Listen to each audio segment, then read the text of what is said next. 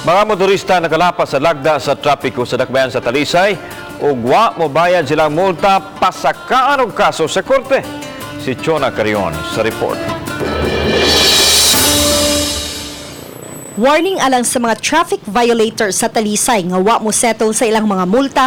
Ang hepe sa City of Talisay Traffic Operations Development Authority kon City Toda gikatakda ng modangop sa korte. Kini aron mapasakaan og kaso kining mga nakalapas sa lagda sa trapiko.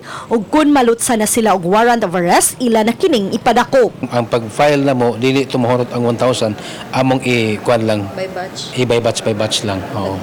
Sukad nga gipahugtan na ang pagpatuman sa traffic laws sa dakbayan, moabot na sa usa ka gatos ka mga traffic violators ang naisyuhan og citation tickets matag adlaw. Kasagaran sa mga motorista nakalapas sa no helmet, no driving policy ug kadtong nagpataka og park sa ilang masakyanan daplin sa karsada. Doon na may gihatag nga 3 days sa atong ordinansa sa pag-settle nila sa ilang obligation. Pero inat pa gyud mi up to 1 week.